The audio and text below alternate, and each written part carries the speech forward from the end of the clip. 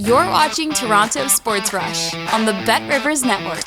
Hey everyone, this is Toronto Sports Rush for Bet Rivers and another McGuire Monday as we welcome in Pierre McGuire. I'm Julie Stewart-Binks, and we had a chance to do a live reaction post-game show on what day is it today? Saturday. On Saturday. Night. Okay, yeah, it's hard with the days of this. It's like the games, the days, all this on Saturday after the Senators staved off elimination 4-3 in overtime in Game 4 to force a Game 5 that's in Toronto that will happen on Tuesday evening.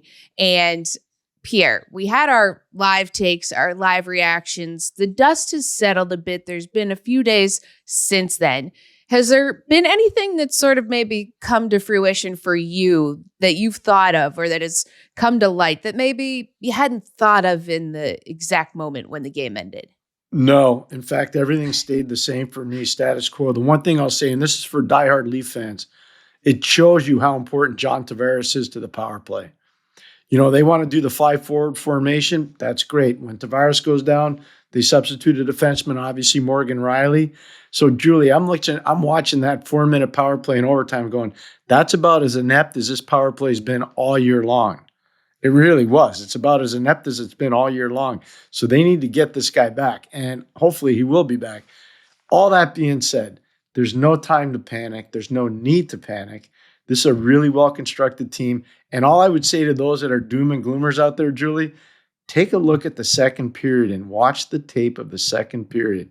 And you tell me if Toronto looks like a team that doesn't have an identity or if Toronto's not a team that can't win. Because Toronto has an identity and they can win. Right. I think that those two things are certainly on show in this series, and they are in the driver's seat. There are, of course, things to look at ahead of that Game 5. And when we look at the power play, we know that with Tavares out, it was Morgan Rielly back there, and it was just like, this is not going to work with Morgan Rielly there and a defenseman, and it wasn't 5 forwards in that situation. And I think because of the Shane Pinto shorthanded goal earlier on in the first period, that may have crept into them of being maybe a little bit more conservative in terms of how they were playing because they didn't want to, one bad pass and then the puck's turned over and there you go. You have an odd man rush the other way in overtime. But when you do look at the power play with Tavares, when he was on, they had the 4 minutes, but then overall they had 7 minutes, 19 seconds of power play time, and they weren't effective on the man advantage earlier on. So then the other 3 games they were, but not in Game 4. So let's put Tavares back in there. With those guys in, what would you say they should look to Game 5 to improve? Simplify, especially on your entries. The more time you spend in the offensive zone, especially with the skill level that Toronto has, the better your power play will be. But I wouldn't be looking to make those cute little saucer passes, nice little spinorama passes. Look, we all know how talented Willie Nylander is. We all know how talented Mitchell is. We all know how talented, obviously, Austin is. And Matthew Nyes is developing an unbelievable reputation in terms of being a crease crasher and a guy that could create a lot of those playoff goals you have to have. But you need John Tavares. And John Tavares simplifies everything on that power play because he's the one guy that's not going to do all that cute stuff. He's just going to make hard, solid, reliable plays. He's the conscience of the power play. And so I would say simplify. That's the biggest thing going into Game 5. Simplify. Because when we've seen power plays that get too cute, they're waiting too long for the perfect shot. It's just, you're wasting your time. And we know that Tavares, as you mentioned, he's so great with his vision in front of the net and being able to deflect pucks. And I love that you said he's the conscience of the power play there.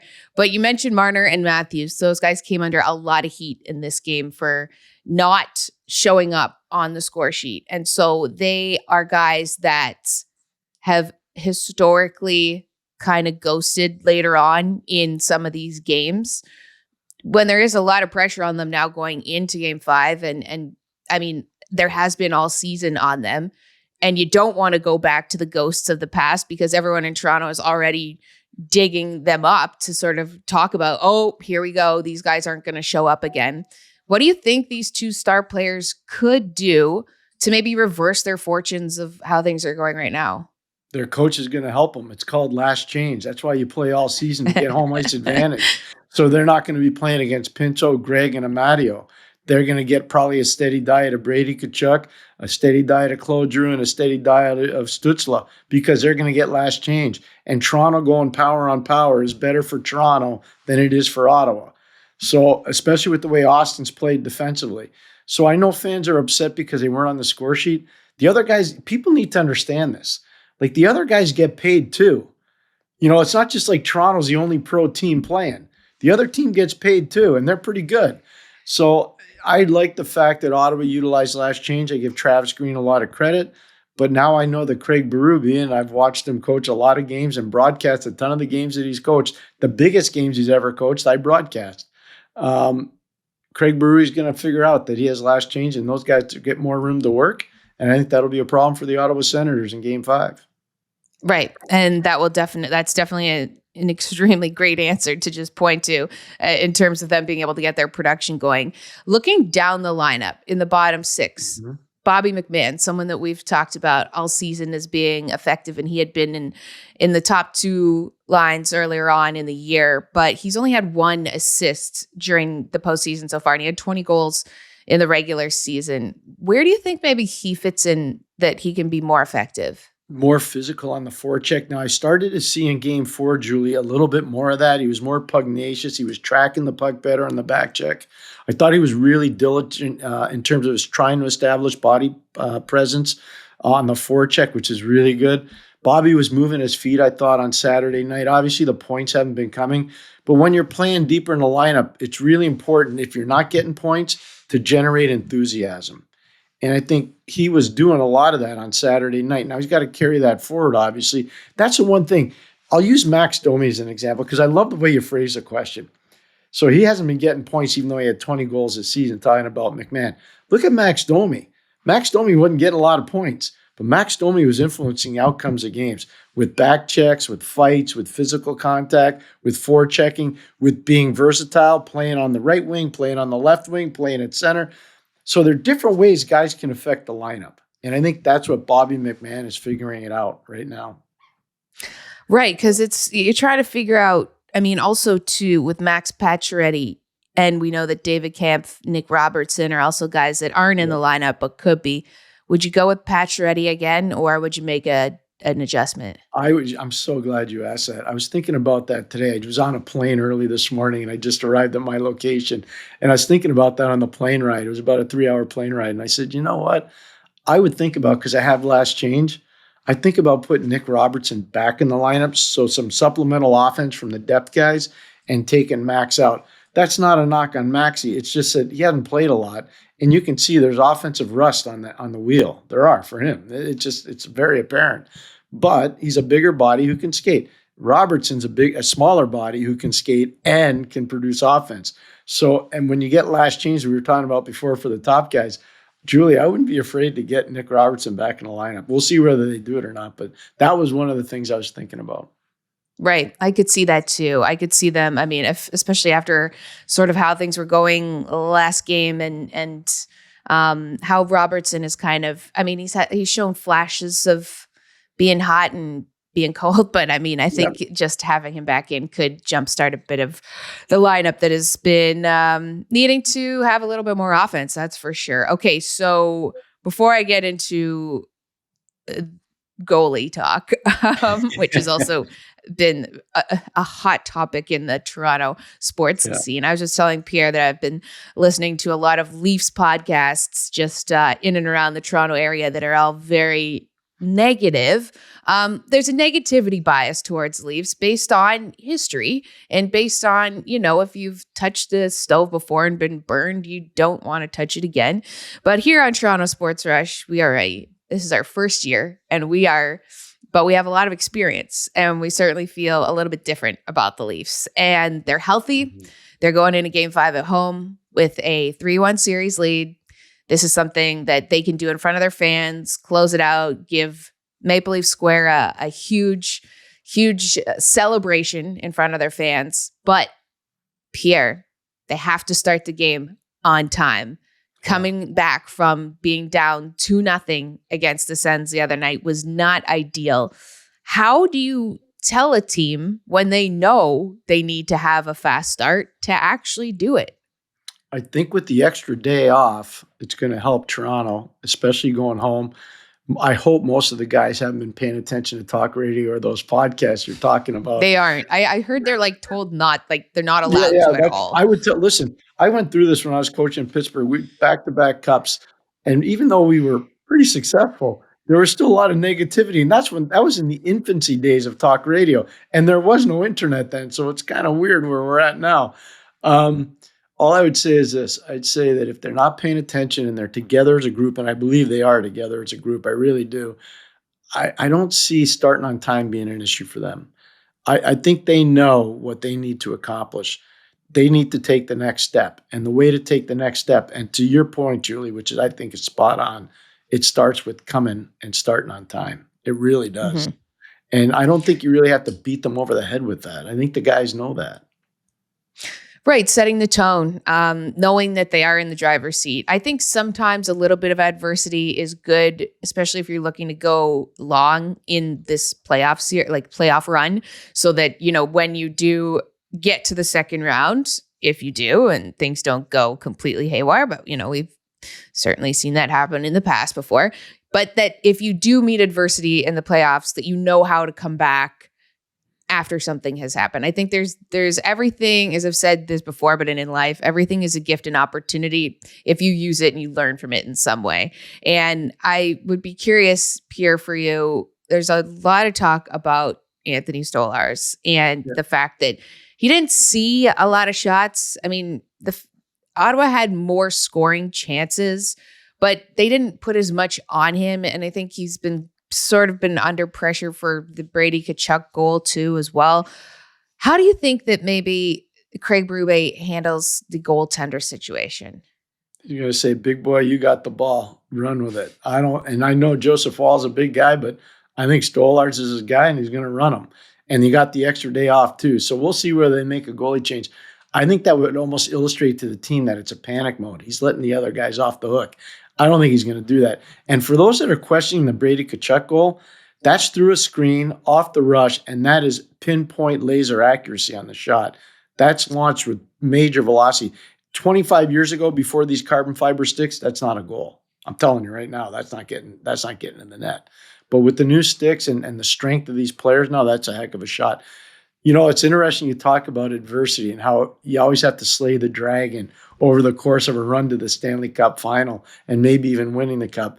I remember in 91 when we won the Cup, Frankie Pietrangelo was our backup goalie. Barrasso was hurt, and Frankie came in and made a thing in Pittsburgh. They still call it the save against Peter Stastny in Game 7 in New Jersey. That was an amazing moment of slaying the dragon. Then in the third round, we were down 2-0 to the Boston Bruins coming home for games 3 and 4. And we had a team meeting, Julie. Kevin Stevens stood up. I was asked to run the meeting, and Kevin Stevens stood up before I spoke.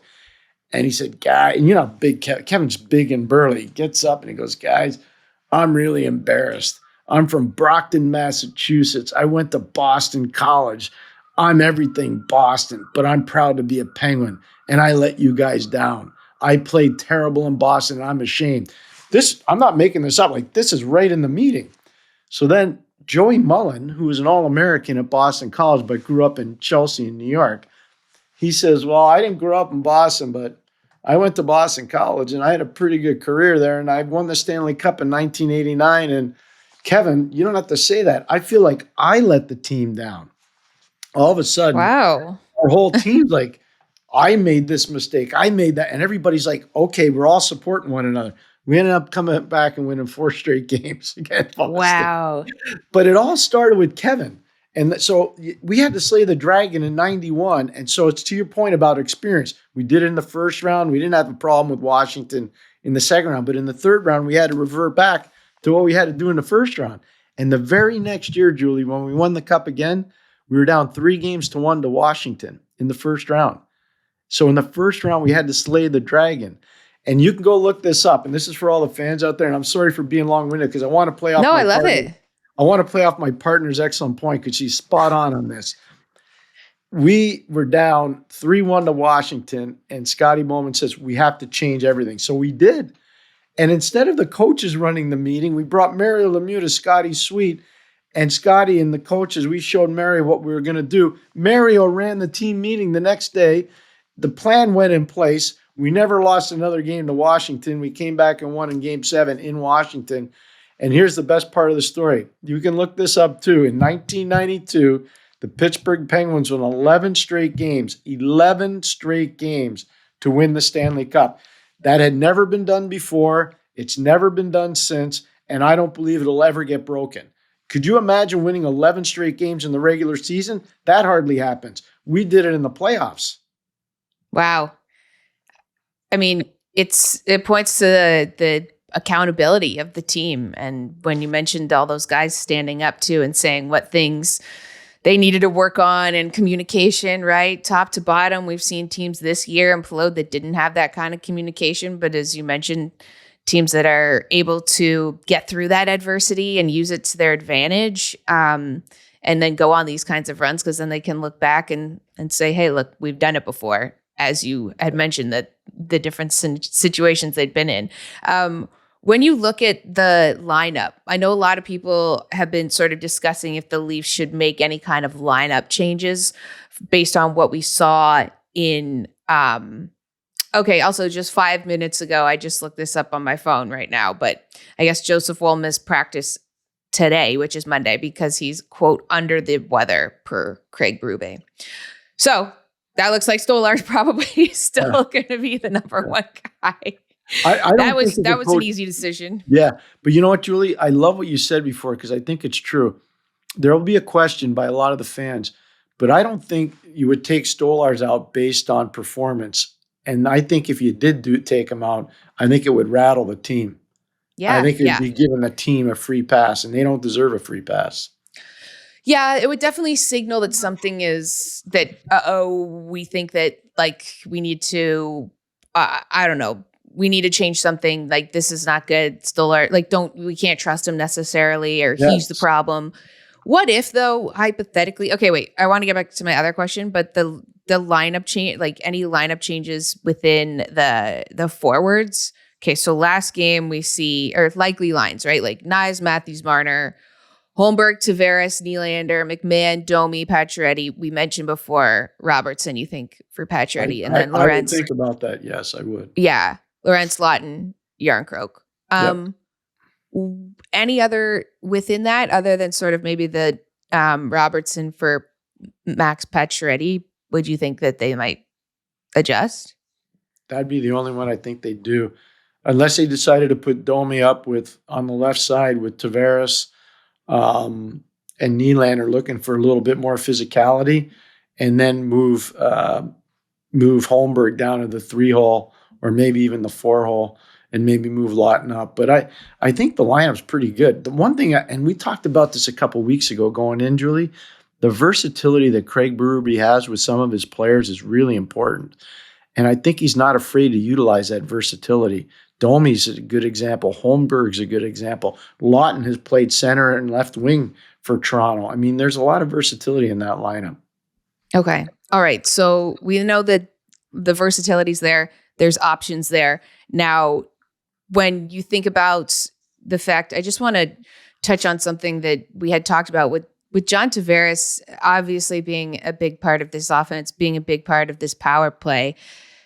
Like, if that situation was to occur again, if he wasn't available for a power play and they had to deal with that, like, what would you want to see them do differently? Because you have to imagine that they're planning for every situation possible. I think one of the things they probably do is practice Morgan a little bit more with the top group, Julie. So that it looked like a foreign concept for Morgan when he was playing on Saturday night. And I think part of that is because they had so much success in the power play, they weren't practicing him with that group. So I think, you probably want to, it's kind of like when football, you have the backup quarterback, you have the starting quarterback.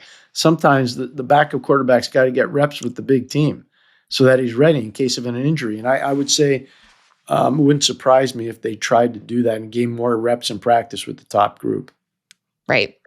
Okay. And then another question I had when I was just looking up, and sorry to jump around a little bit, but when I was looking at Stolarz's games that he has played in a season, so he has 38 this last game 4 was his 38th appearance in a season.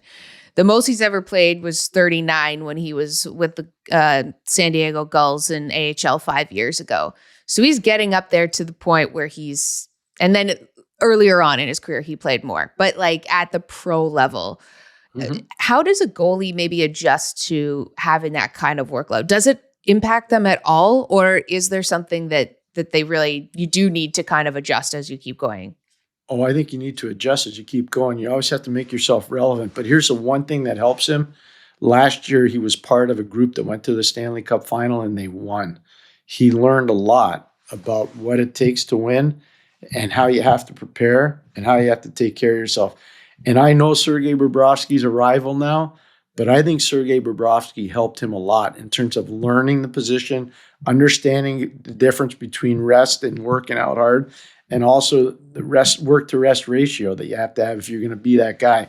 So I don't think that's really a problem for him. I think if he hadn't had that experience last year, I'd be more concerned about it. I really would be. Right. So he's seen it. He hasn't necessarily played it, but he knows what it looks like.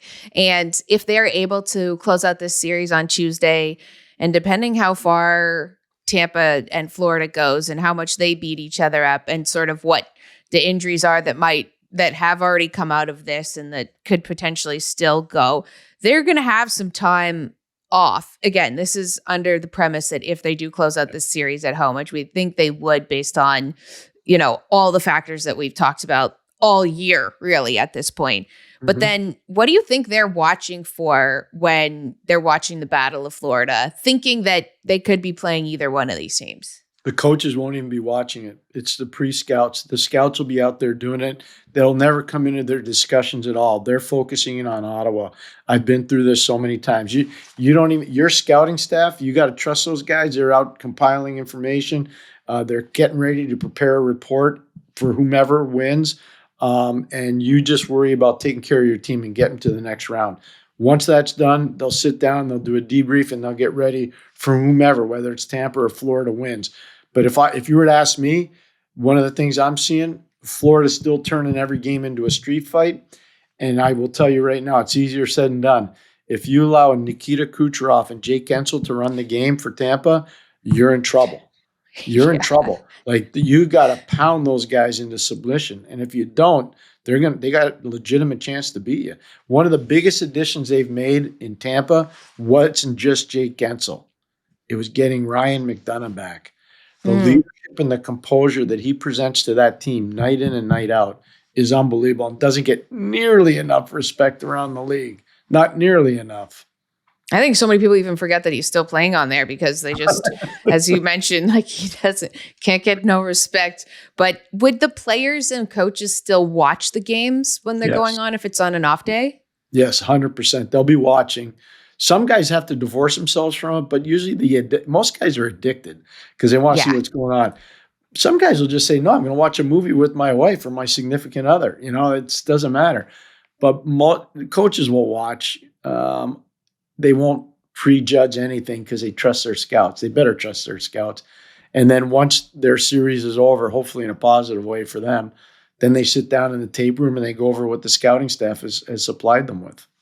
Would they ever use any of the instances from other series, like calls or challenges, as like, do they have those sort of in their mind as like, okay, this happened in this other series, and then they see something happen in theirs, and that might like influence them?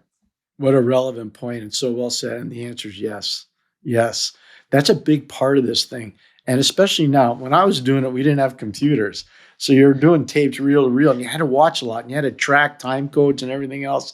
Now they got these computers. Let me see what Julie Stewart-Binks said at 5:55 of the first period. So the computer up right away, you're there. Yeah. We used to have to take these two tapes, these two VCR machines, and go reel to reel. It was a little harder. I got a great story for you on that one too. It'll take about 10 seconds. Scotty Bowman said to me, Pierre, why do you sleep at the office so much? And I said, those tapes that are on your desk every morning? Who do you think makes them? The tape fairy? I'm doing them. It doesn't disappear. Somebody's doing them for you.